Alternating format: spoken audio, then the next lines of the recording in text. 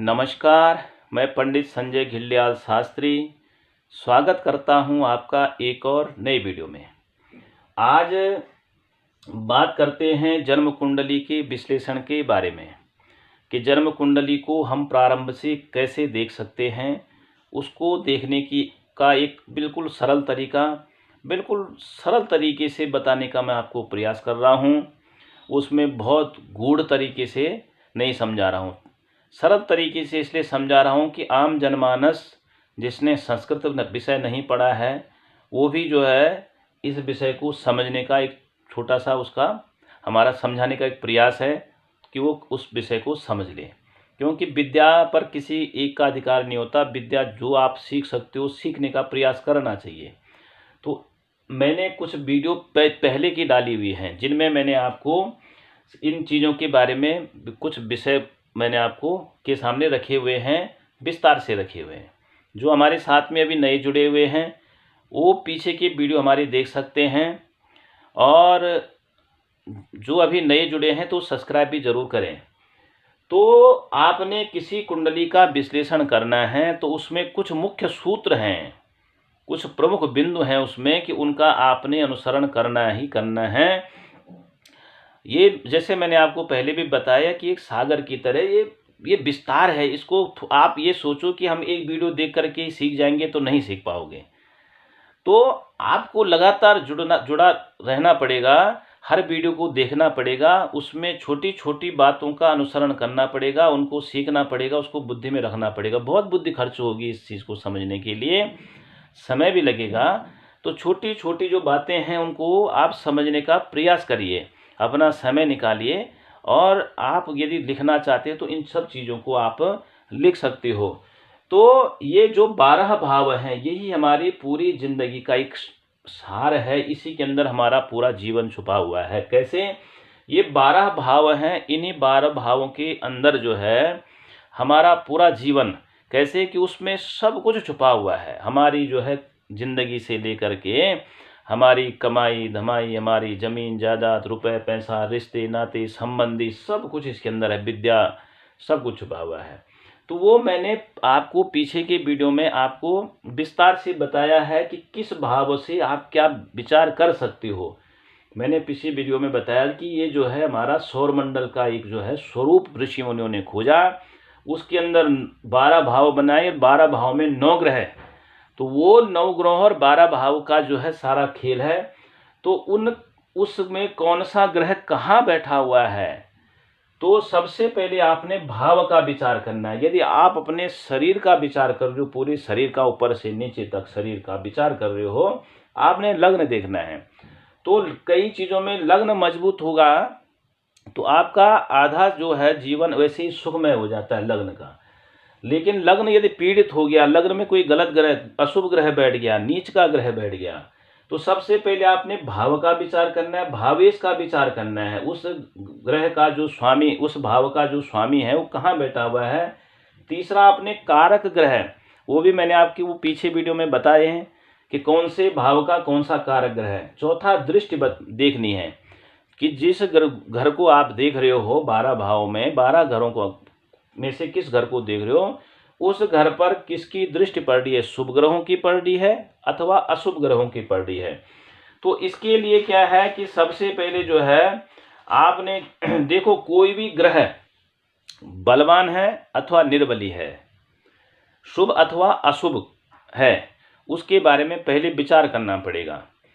ग्रह बलवान है, वो घर बलवान है जिस घर को आप देख रहे हो, तो बलवान ग्रह कैसे होता है और वो भाव बलवान कैसे होता है इसका विचार करना है। या निर्बली कैसे होता है, तो कारक ग्रह कौन सा है, दृष्टि कौन सी है, युति का मतलब होता है कि उस ग्रह के साथ में कौन कौन से ग्रह बैठे हुए हैं। 2 ग्रह की युति है, 3 ग्रहों की युति है। उच्च नीच राशि कौन सा ग्रह उच्च में बैठा है, कौन सा नीच में बैठा है। तो उच्च राशि में बैठा हुआ जो ग्रह होगा वो बलवान हो जाता है और वो भाव भी बलवान हो जाता है जिस भाव में बैठा होगा। यदि आपने लग्न का विचार करना है, यहाँ पर लग्न है मीन लग्न। अब इस मीन लग्न में जो है बुध बैठे हैं, यहाँ पर मीन लग्न में बुध बैठे हुए हैं।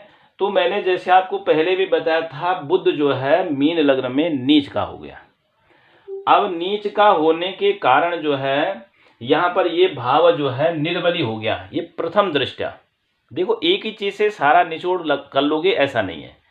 प्रथम दृष्टया ये है कि आप ये जो लग्न है, लग्न आपका निर्बली हो गया, यानी आपका तन का जो स्थान है वो निर्बली हो गया है।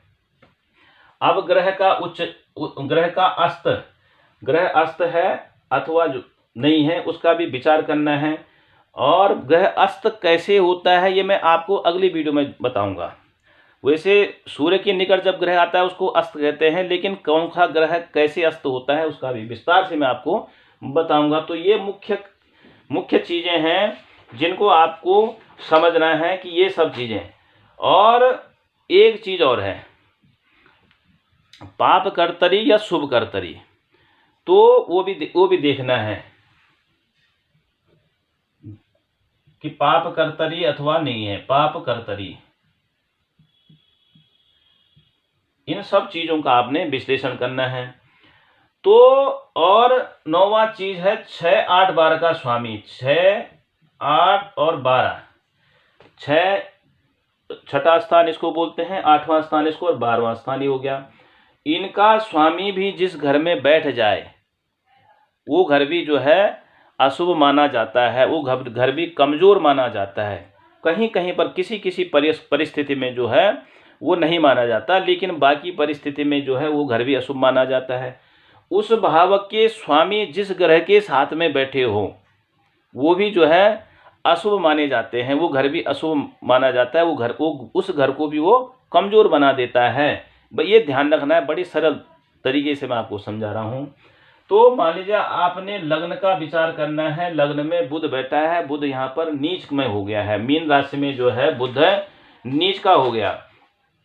अब नीच का होने के कारण जो है अब जो है वो इस घर को तो बिगाड़ रहा है, लेकिन अब आपने देखना है कि बृहस्पति कहाँ है, बृहस्पति कहाँ बैठा हुआ है। क्योंकि इस भाव का जो मालिक है, ये मीन लग्न लिखा हुआ है, भाव का मालिक कौन है, बृहस्पति।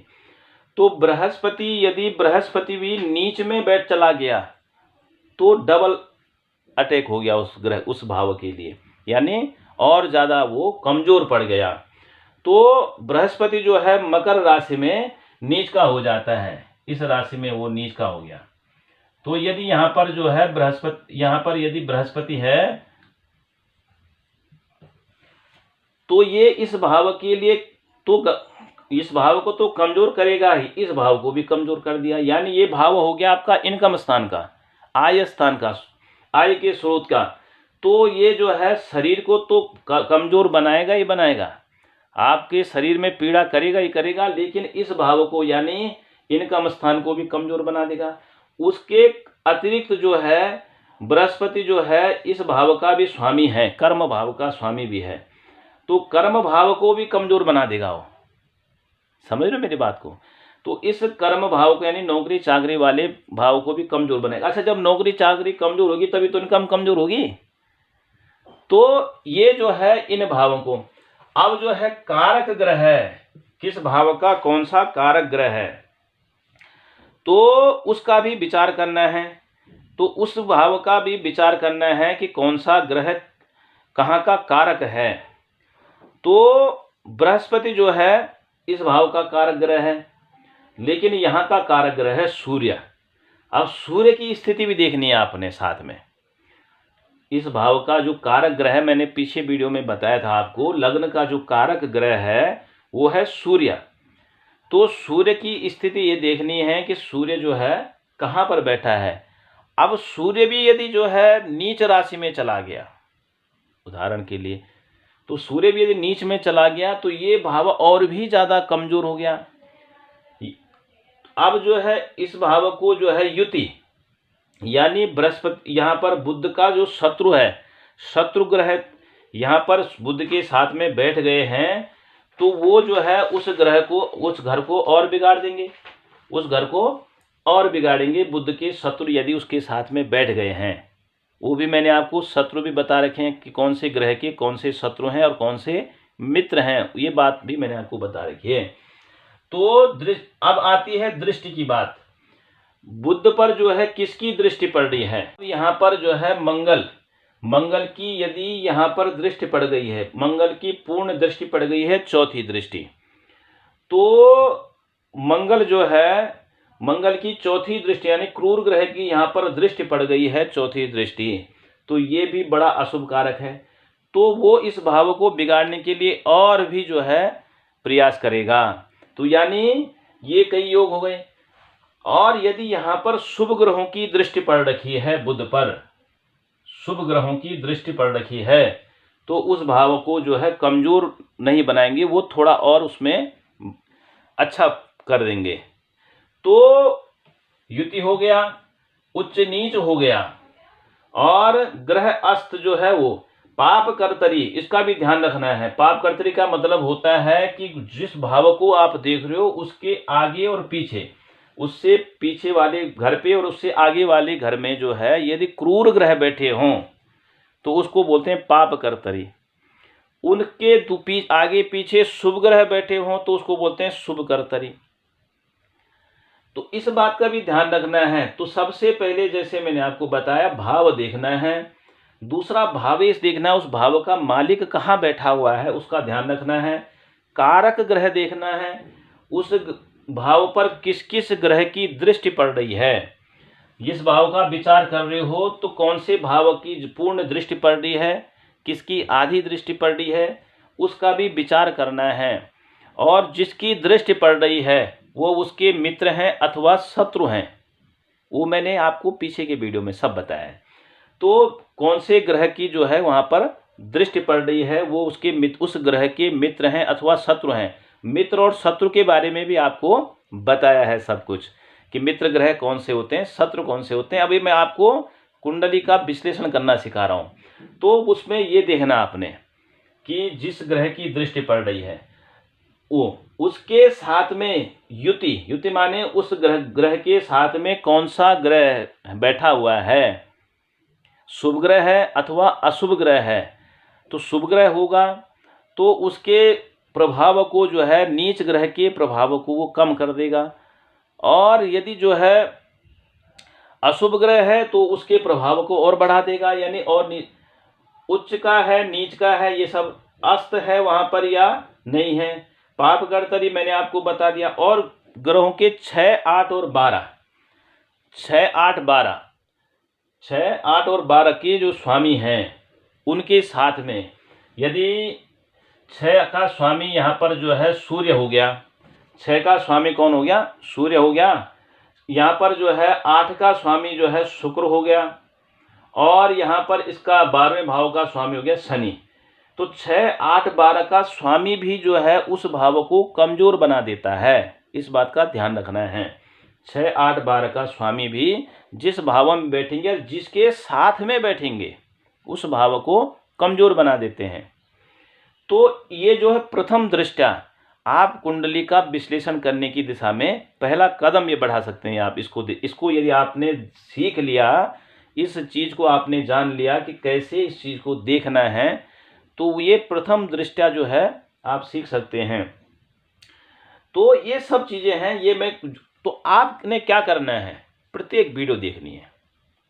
जो मैं आपको पहले की वीडियो में से समझा रहा हूँ, तो आप प्रत्येक वीडियो को देखिए। आप ज्योतिष सीखने के इच्छुक हैं और अपनी कुंडली स्वयं देखना चाहते हैं, अपने परिवार की कुंडली भी स्वयं देखना चाहते हैं, या कोई ज्योतिषी बनना चाहते हैं, तो प्रारंभिक ज्योतिष तो हम आपको सिखा ही देंगे, जितना हमें नॉलेज है उस हिसाब से आपको बता ही देंगे।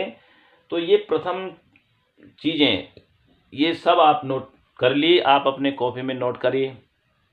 और मैं धीरे धीरे करके बिल्कुल सरल तरीके से, इसमें कोई मैं जो है आपको शॉर्टकट भी नहीं समझा रहा हूँ, और मैं कोई जो है बहुत वैसी विषय भी नहीं रख रहा हूँ, गूढ़ विषय जो समझ में ना आए, समझ से परे हों।